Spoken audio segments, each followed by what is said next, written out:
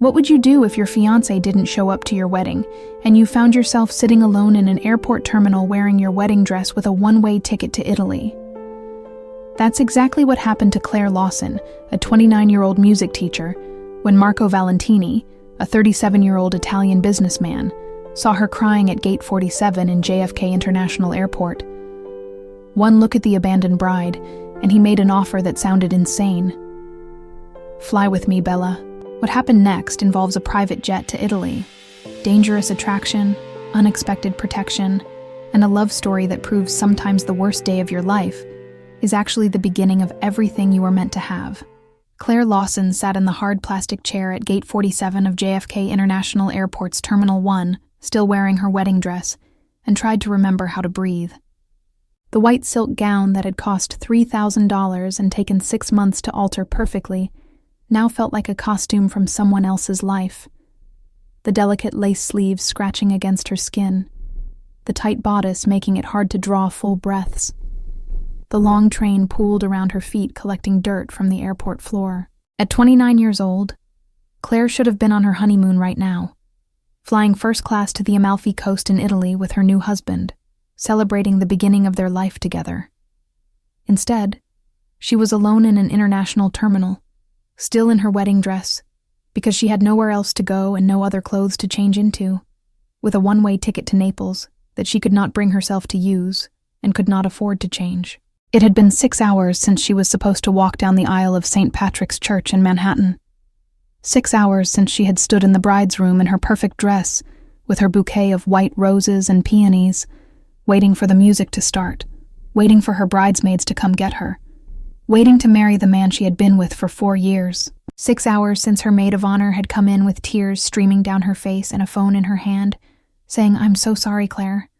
I'm so sorry," and showing her the text message that had just come from her fiancé, David. "I can't do this. I'm sorry. I'm in love with someone else. I'm at the airport with Jennifer. We're leaving. I'm so sorry. Jennifer." Her co-worker at the music school where Claire taught piano. The woman David had said was just a friend, just someone he sometimes got coffee with during lunch breaks. Nothing for Claire to worry about. Claire had stood there in her wedding dress, reading that message over and over, waiting for it to make sense, waiting for this to be some kind of terrible joke. But her phone had kept buzzing with messages from confused guests asking what was happening, from David's best man saying he couldn't reach David and what should they do, from the church coordinator asking if they should keep the musicians playing or send everyone home. She had never actually made it to the altar. She had never walked down that aisle, never said those vows, never had the chance to become someone's wife. David had simply not shown up, had gotten on a plane with another woman while Claire stood in a church waiting to marry him. The wedding Claire had spent $18,000 on, money saved carefully over 3 years of teaching piano lessons and performing at events, was just gone. The deposit on the venue, non-refundable. The flowers, the photographer, the musicians, the cake, the invitations, all paid for, and all wasted. The honeymoon package to Italy, the one nice thing she had splurged on because David had always wanted to see the Amalfi Coast, was also non-refundable. And the apartment they had shared for 3 years, the one Claire had thought of as home, was in David's name. His parents had helped with the down payment, so technically it was his apartment, and she would have to move out. Claire had nothing. No husband, no home, no savings, no plan. Just a wedding dress that cost $3,000 and a one-way ticket to Italy that she was supposed to use as half of a couple. She had come to the airport in a daze, driven by her sister who had begged her not to go, to come home instead, to let them take care of her. But Claire could not face going back to the apartment that was no longer hers, could not face the pitying looks from family and friends, could not face the reality of what her life had become in the span of a single afternoon. So she had come to JFK, still wearing her wedding dress because changing felt like admitting this was real, and she had checked her single suitcase that was packed for a honeymoon she would never have. And now she sat at the gate, 3 hours before her flight to Naples, with a boarding pass that said Mrs. Claire Lawson, even though she was not, and would never be Mrs. Anything. People stared. Of course they stared. A woman sitting alone in a wedding dress in an airport terminal was not something you saw every day. Some people looked sympathetic, some looked curious, some took pictures when they thought she was not looking. Claire did not care. She was beyond caring about anything except the hollow ache in her chest that made everything feel distant and unreal. The wilted bouquet sat on the seat next to her, the white roses already browning at the edges. She had carried it all the way from the church to the airport, unable to make herself put it down. This one tangible thing from the wedding that should have happened. Claire looked at the boarding pass in her hand, at the departure time that was getting closer, at the seat assignment in economy class that she had chosen months ago when she and David had booked this trip together. He was supposed to be sitting next to her. They were supposed to land in Naples together, rent a car together, drive down the coast to Positano together, spend 2 weeks exploring Italy as husband and wife. She could not get on that plane alone. She could not go to Italy by herself, could not walk through all those romantic locations solo, could not face the honeymoon suite she had booked or the couples-oriented excursions they had planned. But she also could not afford to change the ticket, could not afford a hotel room for tonight, could not afford anything because every dollar she had was gone. So she sat in the gate area in her wedding dress and cried quietly, tears running down her face and ruining the makeup that had been applied so carefully that morning by a professional who had charged $200 to make Claire look beautiful for her wedding day. That was when she heard the voice. "Excuse me, are you all right?" Claire looked up through her tears to find a man standing in front of her, and even in her devastated state, she registered that he was extraordinarily handsome. He was tall, probably 6 feet, with the kind of athletic build that suggested regular workouts and good genetics. His hair was dark and styled perfectly, his skin olive-toned in a way that suggested Mediterranean heritage, and his face had the kind of strong features that belonged in Italian Renaissance paintings. He wore an expensive charcoal suit that fit him perfectly, a white shirt open at the collar, and a watch that probably cost more than Claire made in 6 months. He looked to be in his late 30s, successful and confident, and completely out of place talking to a crying woman in a wedding dress. "I'm fine," Claire lied, her voice hoarse from crying. "Thank you for asking." The man studied her for a moment, his dark eyes taking in the wedding dress, the wilted bouquet, the boarding pass in her hand, the tears on her face. Then he said gently, "That is clearly a wedding dress, and you are clearly alone, and you are clearly not fine." What happened? Something about his voice, the slight Italian accent that made his words sound musical, the genuine concern in his eyes, made Claire's remaining defenses crumble completely. "My fiancé did not show up to the wedding. He sent a text message 2 hours before the ceremony saying he was in love with someone else and was leaving the country with her. I spent everything I had on this wedding and this honeymoon, and now I have nothing. No husband, no home, no money, just this dress and a ticket to Italy that I cannot use and cannot change." The man's expression darkened with anger on her behalf. "What is his name?" "David Miller." "Why?" "Because I want to know what to call the biggest fool in New York. You are beautiful, and you are clearly kind enough to have loved someone who did not deserve you, and he threw that away. He is an idiot." Despite everything, Claire felt the smallest hint of warmth in her chest at his words. "Thank you, but it does not change anything. I am still alone at the airport in a wedding dress with nowhere to go." "Where were you supposed to go? On the honeymoon?" "Amalfi Coast. We had 2 weeks booked in Positano. I have a one-way ticket to Naples leaving in 3 hours, and I was supposed to come back in 2 weeks with my husband. But I cannot go alone. I cannot do that trip by myself." The man was quiet for a moment. Then he pulled out the chair next to her and sat down, completely ignoring the wilted bouquet that he had to move to do so.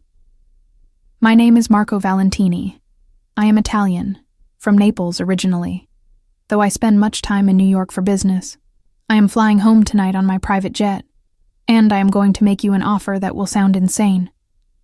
Claire looked at him, this beautiful stranger who had stopped to talk to a crying bride in an airport. Okay, fly with me, Bella. Come to Italy on my plane. Stay at my villa on the coast. Use the 2 weeks you paid for to recover from this, and remember that you are worth more than the man who left you. Do not let him take Italy from you too. Do not let him win by staying here alone. Claire stared at him, trying to process what he was saying.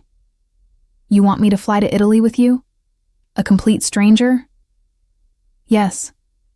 Because 8 years ago I was left at the altar by the woman I was supposed to marry. She ran away with my cousin 3 hours before the wedding.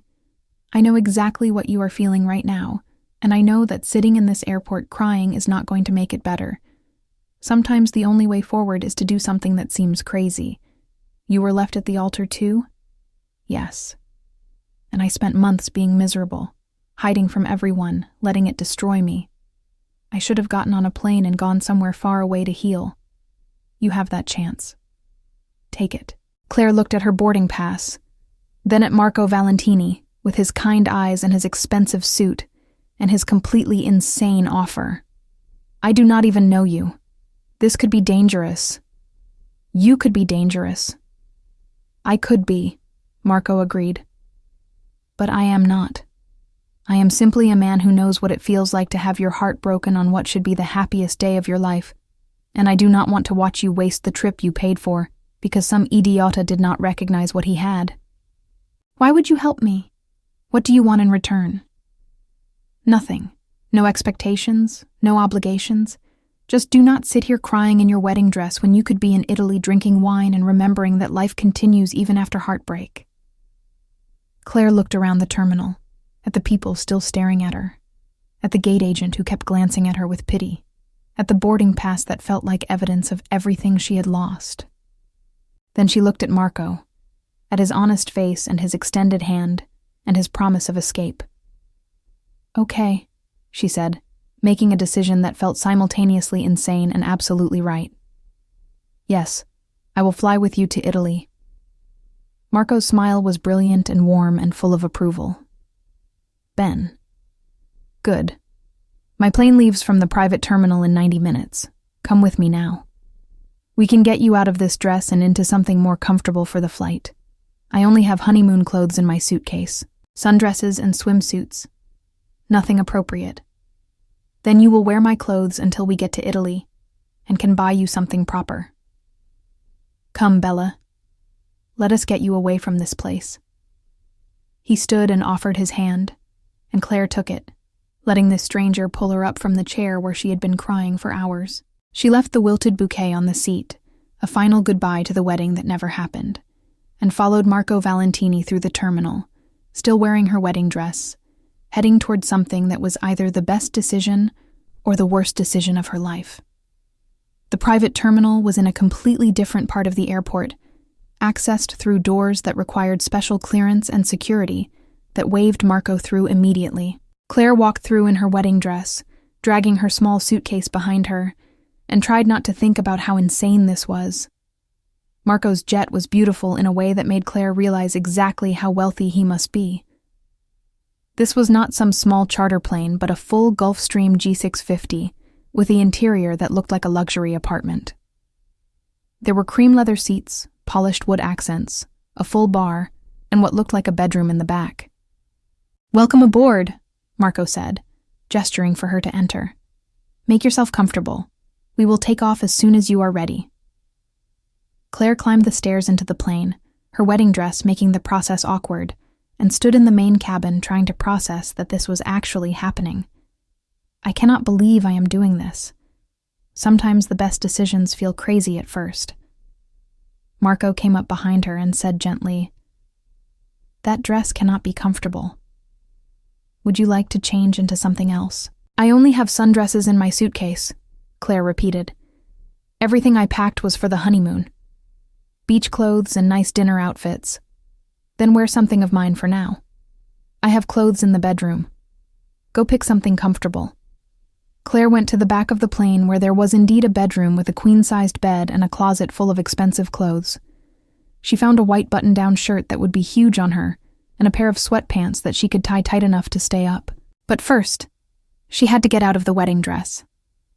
The problem was that the dress had approximately 40 tiny buttons down the back, buttons that had required her sister and 2 bridesmaids to fasten that morning. Claire tried reaching behind herself to undo them, and immediately realized it was impossible. "Marco," she called out hesitantly, "I need help." He appeared in the doorway of the bedroom, and Claire turned her back to him. "I cannot reach the buttons. Would you mind?" Of course. Marco came closer, and Claire felt his presence behind her like a physical thing, warm and solid. She had not been this close to a man who was not David in 4 years, and the awareness of Marco's proximity made her skin prickle with something that was definitely not appropriate, given that her non-wedding had been 6 hours ago. "Hold still," Marco said softly, and then his fingers were on the first button at the top of her dress.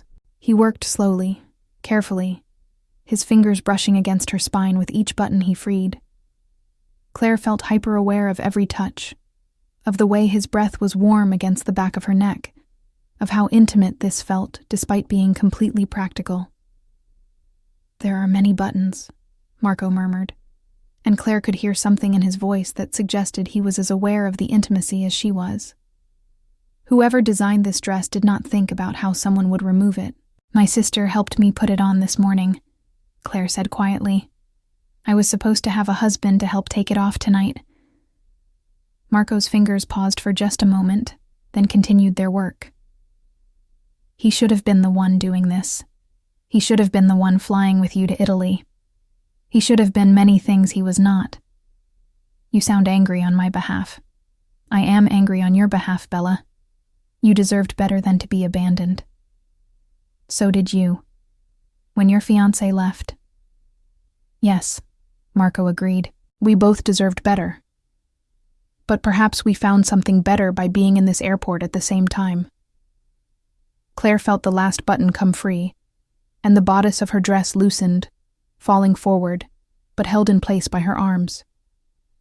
"Thank you," she said softly. "Of course. I will leave you to change. Take your time."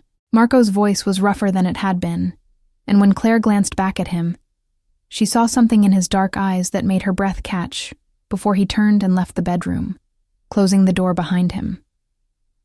Claire let the dress fall to the floor and stepped out of it, leaving it in a white silk puddle on the bedroom floor. She pulled on Marco's shirt, which smelled like expensive cologne and came down almost to her knees, and the sweatpants that she had to roll several times at the waist and ankles. When she emerged from the bedroom, Marco was sitting in one of the leather seats, and his eyes went immediately to her, tracking over her body and his clothes in a way that made Claire feel suddenly very aware that she was wearing nothing but his shirt and sweatpants. "That looks better on you than it ever did on me," Marco said, his voice low, and Claire felt heat flood through her that had nothing to do with embarrassment and everything to do with the way he was looking at her. "Thank you for lending it to me. Keep it. It is yours now." Marco gestured to the seat across from him.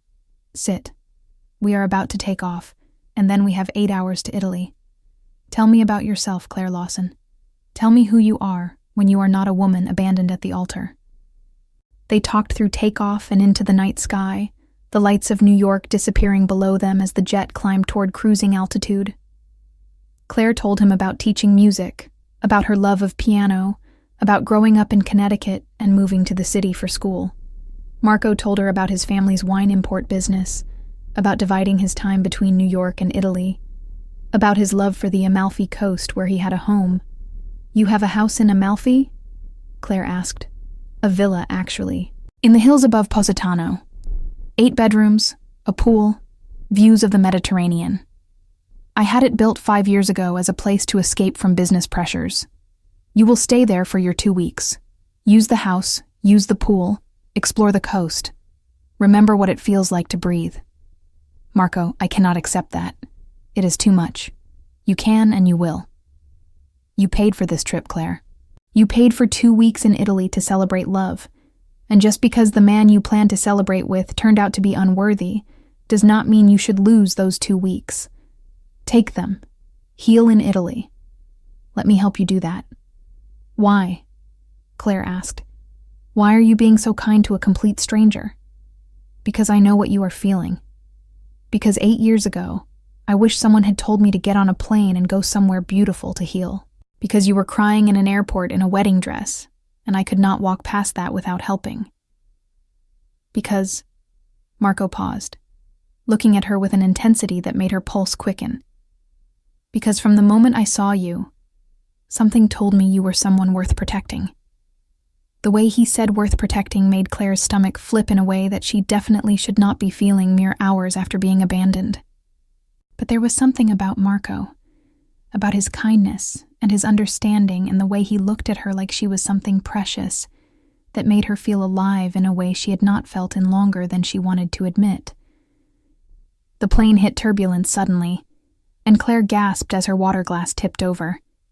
She reached for it, and the plane lurched again, sending her stumbling sideways right into Marco's lap. His arms came up immediately to steady her, catching her against his chest, and suddenly Claire was pressed against him, her face inches from his hands on her waist, his dark eyes staring into hers. I should move, Claire whispered, but she did not move. You should, Marco agreed, his voice rough, but his hands tightened on her waist. But I do not want you to. They stayed frozen like that for a long moment, Claire in his lap, Marco's hands on her body, the air between them charged with something that felt dangerous and inevitable. Then the plane leveled out, and Claire carefully extracted herself, returning to her own seat, her heart pounding. The rest of the flight was charged with awareness. Every time their eyes met, Claire felt that same pull. Every time Marco's hand accidentally brushed hers when he passed her a glass of wine, she felt electricity shoot through her. By the time they landed in Naples 8 hours later, Claire was exhausted from the emotional roller coaster of the day, but also more awake than she had felt in years. The Capodichino airport in Naples was smaller than JFK, but no less busy. Marco led her through customs with the ease of someone who made this journey regularly, and Claire followed in her borrowed clothes, her wedding dress stuffed in her suitcase, heading into a completely unknown future. Outside the terminal, there were 2 black SUVs waiting, and 4 men in dark suits standing beside them. When they saw Marco, they straightened immediately, and Claire noticed that all of them had the kind of alertness that suggested they were more than just drivers. Marco, she said carefully as they approached the vehicles, who exactly are you? I told you, Bella.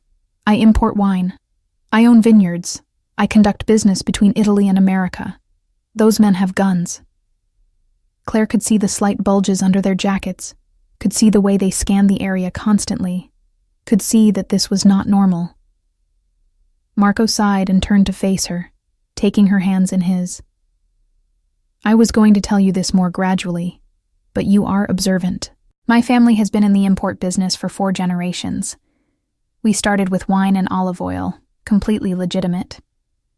But over the years, we expanded into other areas, some still legitimate, some less so.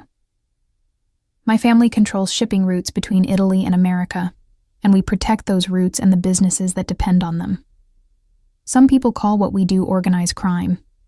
I prefer to think of it as providing services and security that the official systems cannot or will not provide. Claire stared at him, processing. You are in the Mafia. That is a very dramatic word. But essentially, yes. I am what you would call a capo in the Valentini family. I manage operations on both sides of the Atlantic. And before you ask, yes, that means there are dangerous elements to my life. But it also means I have the resources and the power to protect the people I care about. And right now, Bella, you are under my protection. Claire should have been terrified. She should have demanded to be taken to a hotel immediately, should have put as much distance as possible between herself and this gorgeous, dangerous man. But instead, she found herself asking, and me being here with you, is that going to put me in danger? Not while I am breathing, Marco said with absolute certainty. You are mine to protect now. Nobody will touch you. I give you my word. The possessive way he said you are mine sent a thrill through Claire that she knew she should not be feeling. This is insane. This entire day has been insane. Yes, Marco agreed, pulling her closer. But perhaps insanity is exactly what you needed. They drove for over an hour along winding coastal roads, climbing higher into the hills above the Mediterranean. The villa Marco had mentioned was not just a house but an actual palazzo, a restored 18th century estate with honey-colored stone walls, terracotta roof tiles, and gardens that cascaded down the hillside toward the sea. "This is your house?"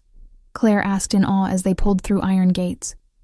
"This is one of my houses," Marco corrected, "but it is my favorite. Welcome home, Bella. For the next 2 weeks, this is yours." The interior of the villa was even more beautiful than the exterior, with marble floors, frescoed ceilings, antique furniture mixed with modern comfort, and floor-to-ceiling windows that offered views of the Amalfi Coast that literally took Claire's breath away. Marco showed her to a bedroom suite that was larger than her entire apartment in New York, with a 4-poster bed, a sitting area, a balcony overlooking the sea, and a bathroom that looked like something from a luxury hotel. "Rest," Marco said, lingering in the doorway. "You have had the worst day. Sleep, and when you wake, we will begin helping you remember what it feels like to be happy." But before he could leave, Claire crossed the room and hugged him, pressing her face against his chest. "Thank you for everything. For seeing me crying at that airport and deciding to help. For bringing me here.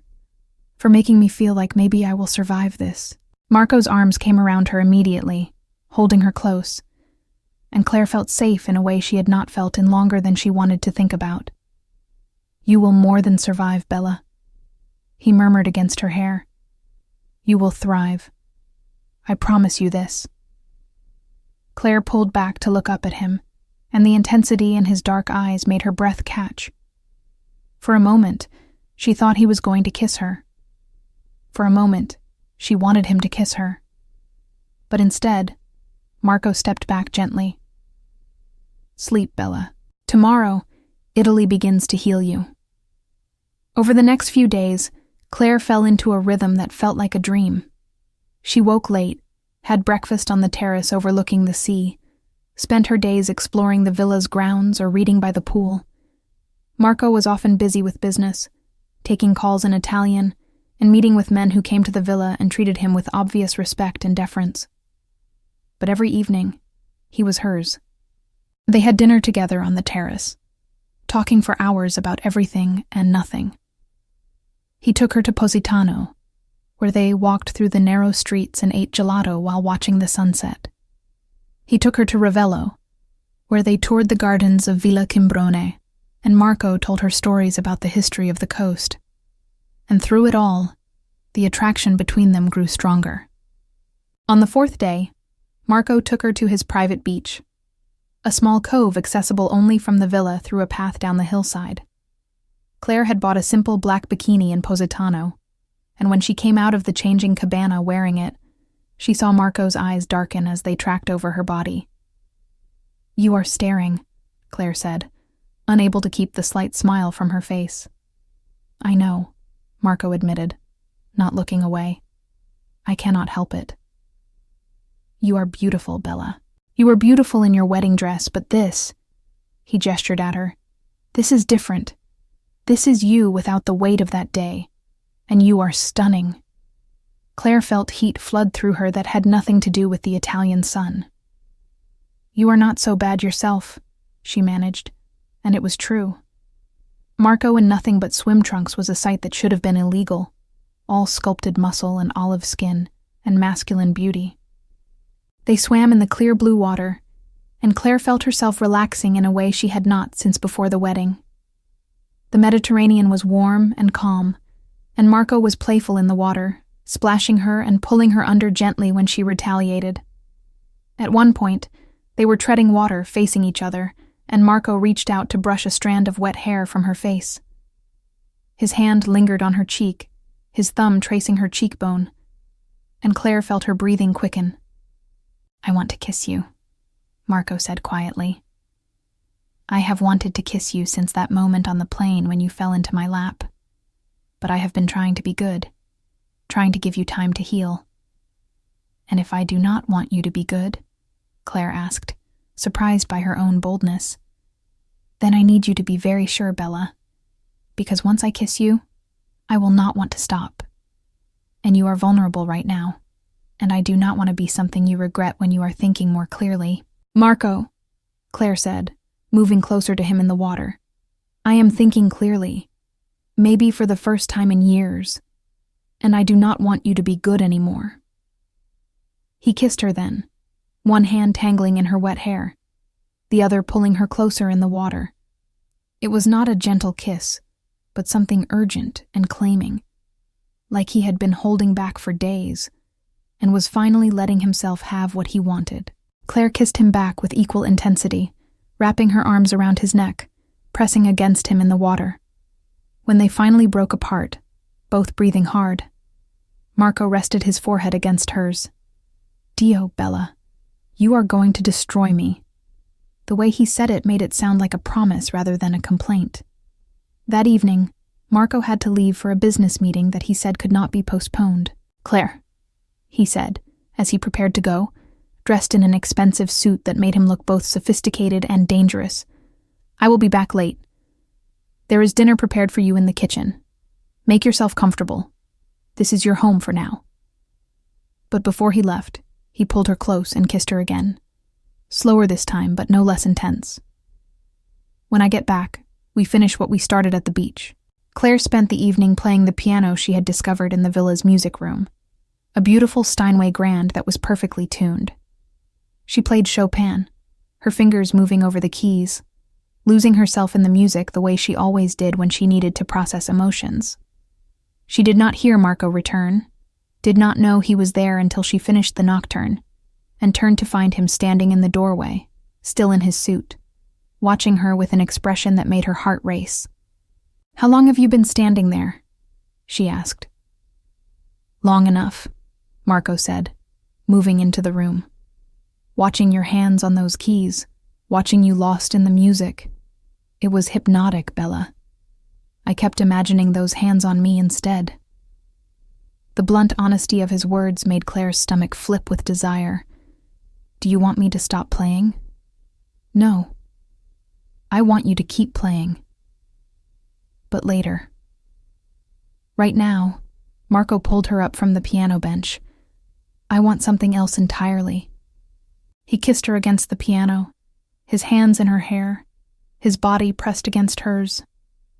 Claire kissed him back with abandon, her hand sliding under his suit jacket, feeling the hard muscle of his back through his shirt. Bedroom? Marco murmured against her mouth. Now.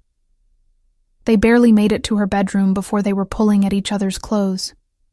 Marco had her sundress off in seconds, his hands and mouth exploring her skin like he was trying to memorize every inch of her. Claire unbuttoned his shirt with shaking fingers, running her hands over his chest, feeling his heart racing under her palms. Are you sure? Marco asked, his voice rough, even as his hands were doing things that made Claire forget how to form words. Because once this happens, Bella, you are mine. Not just for tonight. Mine. I am sure, Claire gasped. I have never been more sure of anything. What happened next was intense and passionate, and exactly what Claire needed. Marco worshipping her body like she was something precious, taking his time, even though they were both desperate for each other. He was skilled and attentive and demanding, and Claire fell apart in his arms multiple times before they finally collapsed together, tangled in the sheets, breathing hard. Afterwards, Marco pulled her against his chest, his fingers tracing patterns on her bare shoulder. You are mine now, he said quietly. I know this is fast. I know we have only known each other a week, but I am not letting you go, Claire. I am keeping you. Claire looked up at him, at this beautiful, dangerous man who had saved her from the worst day of her life. Good, she said simply, because I do not want to be let go. Over the next week, Claire and Marco fell completely into each other. They spent their days exploring the coast, and their nights tangled together. He took her to Capri, where they had lunch overlooking the Faraglione rocks. He took her to his vineyard inland, where they walked through rows of grapevines and tasted wine that had been made by his family for generations. And gradually, Claire began to understand the extent of Marco's world. She met his associates, men who ran various parts of the family business. She attended a dinner at a restaurant in Naples where other families came to pay their respects, and where Marco's position as someone powerful became very clear. One evening, Claire was at the villa preparing for another dinner event, when Marco came to her room and told her he needed her to play piano that night for his guests. "I did not know you had a piano at the restaurant," Claire said. "I do not normally, but I had one brought in for tonight. There are important people coming, people I need to impress, and I told them about the beautiful American pianist I am keeping. Show them what you can do, Bella." That night, Claire played Chopin and Debussy for an audience of well-dressed Italians who applauded enthusiastically. But she only had eyes for Marco, who stood at the back of the room watching her with an expression of such possessive pride that it made her entire body feel warm. After the performance, in the car back to the villa, Marco pulled her into his lap. "Watching you play for those people, knowing you are mine, it took everything I had not to drag you out of there and bring you home immediately." "Why did you not?" Claire asked, feeling bold. "Because I am trying to be civilized," Marco said, his hand sliding up her thigh. "But my patience is wearing very thin, Bella." "Then stop being civilized," Claire whispered, and Marco's control snapped. The driver took them home at speeds that were probably illegal even in Italy, and Marco had Claire pressed against the villa's front door the moment they were inside, kissing her with desperate intensity. But before things could progress, Marco's phone rang with a specific tone that made him tense immediately. He pulled back, frustration clear on his face. "I have to take this. Business. Now?" Claire asked. "Now." Marco kissed her once more, hard and promising. "Do not move. I will be back in 15 minutes and we will finish this. I promise you, Bella." But he was gone for over an hour, and when he came back, his expression was serious in a way Claire had not seen before. "What is wrong?" she asked. "Nothing you need to worry about. Just some business complications that required my attention. Come to bed, Bella. I need to hold you."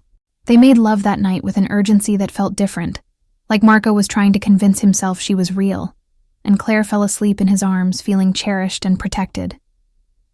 But the next morning, everything changed. Claire was having breakfast on the terrace when she heard voices coming from inside the villa. One voice was Marco's, angry and sharp in Italian.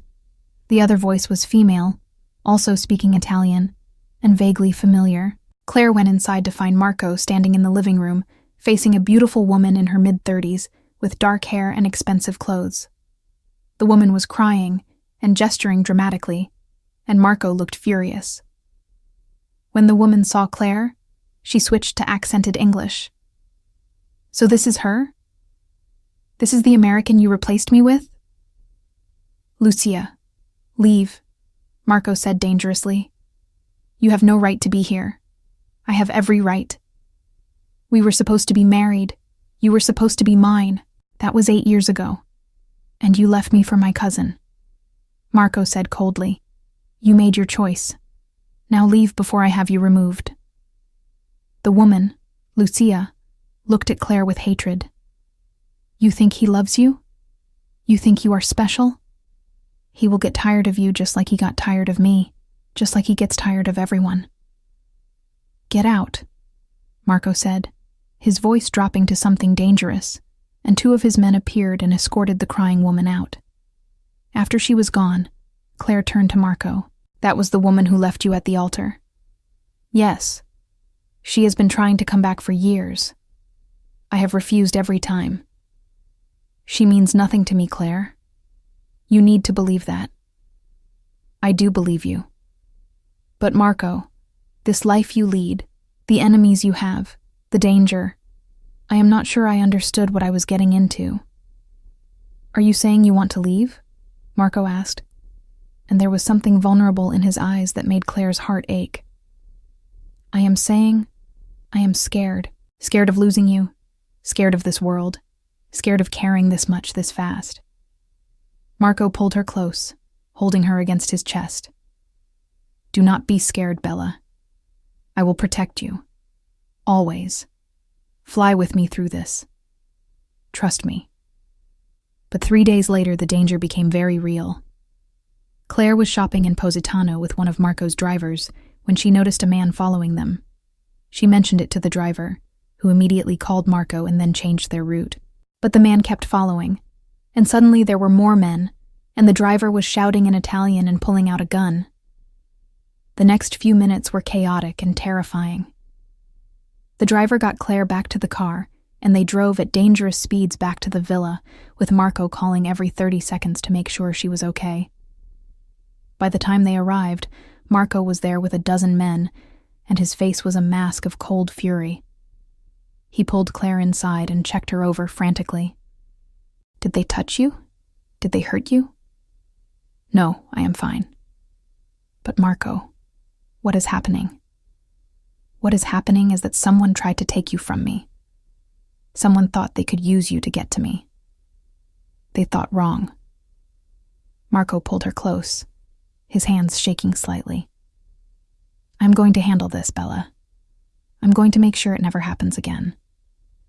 He was gone for 2 days, and when he came back, his knuckles were bruised and there was something harder in his eyes. It is finished, was all he said. The people who threatened you no longer exist. You are safe now. Claire should have been horrified. She should have been disgusted by the violence implied in his words. But instead, she felt protected in a way she never had before. And she pulled him close and kissed him with desperate relief that he was safe and back with her. That night, lying in bed together, Marco said quietly, You should go back to New York. This life is too dangerous for you. I cannot live with myself if something happens to you because of me. And if I do not want to go? Claire asked. If I want to stay with you? Then you need to understand what that means. It means danger sometimes. It means me having to leave suddenly for business. It means being protected and watched and always aware. It means being with a man who has blood on his hands, Bella. Are you sure that is what you want? Claire thought about David, who had been safe and normal and had abandoned her without a second thought. Then she thought about Marco, who was dangerous and complicated and had protected her and cherished her and looked at her like she was the most important thing in his world. I want you, she said simply. I want this life with you, whatever that means. Fly with me, Marco. Not just to Italy.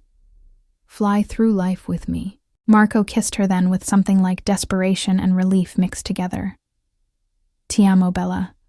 I love you. I have loved you since I saw you crying in that airport. Stay with me. Make Italy your home. Be mine forever. I already am yours, Claire whispered. I think I have been since that first moment you asked me to fly with you. 6 months later, Claire stood in a small church in Ravello, wearing a simple white dress that was nothing like the wedding dress she had worn the day her life fell apart. This dress was elegant and understated, and more importantly, she was actually getting married in it. Marco waited for her at the altar, devastatingly handsome in a dark suit, his eyes never leaving hers as she walked down the aisle. This time, there was no doubt. This time, she was marrying a man who loved her desperately and had proven it every single day since that night in the airport. The ceremony was small, just close family and friends, and when Marco slid the ring on her finger and said, I claim you as mine for all time, Claire felt tears of joy rather than heartbreak. At the reception, held in the gardens of Marco's villa overlooking the sea, Claire played piano for their guests, while Marco watched her with such love and pride that it made her heart feel too big for her chest. Later, as they prepared to leave for their actual honeymoon, a trip to Sicily that Marco had planned, Claire stood with him at the private airport they had first arrived at 6 months ago. Where to, Mrs. Valentini? Marco asked, pulling her close. Anywhere, Claire said, kissing him. "As long as I am flying with you." Marco's hand went to her stomach in a gesture that had become familiar over the past few weeks, since the morning she had woken up feeling ill and taken the test that changed everything. "And our bambino? Where does he or she want to fly?" Claire laughed, covering his hand with hers. "Our baby will fly wherever we fly. As a family." As they boarded the plane, Claire thought about that terrible day 6 months ago, when she had sat crying in an airport in a wedding dress, thinking her life was over. She thought about Marco appearing like something out of a dream and offering her an escape that had turned into everything she never knew she needed. Sometimes, she thought as Marco pulled her close on the plane, the worst thing that ever happens to you is actually the universe making space for the best thing that will ever happen to you. This is the story of Claire Lawson, a 29-year-old music teacher who was abandoned at the altar and ended up at an airport in her wedding dress, and Marco Valentini, a 37-year-old man who saw her crying and decided that her heartbreak was his to heal. Their story proves that sometimes the worst day of your life is actually the beginning of your real life, that strangers can become everything, and that the most important question someone can ask is, not will you marry me, but will you fly with me? Claire and Marco's love story reminds us that endings are often beginnings in disguise, that accepting help from unexpected places can lead to extraordinary things, and that sometimes you have to lose everything to find what you are always meant to have. One simple invitation, "Fly with me, Bella," can change absolutely everything when spoken by the right person at exactly the right moment. If you enjoyed this story of heartbreak, transformed into love, of dangerous protection and unexpected romance, of finding your person when you thought you had lost everything, make sure to subscribe and hit the notification bell. We share new stories every week about real people who discovered that their lowest moments led to their highest blessings, and that sometimes the person who saves you is exactly the person you were meant to find all along. What did you think of Claire and Marco's story? Have you ever made a spontaneous decision that changed your life? Would you have accepted a ride on a private jet from a handsome stranger? Share your thoughts in the comments below. We love hearing how these stories connect with your own experiences of unexpected love and finding happiness when you least expect it. Remember, sometimes the person who asks you to fly with them is offering you wings you did not know you needed. Thanks for listening, and we will see you in the next story.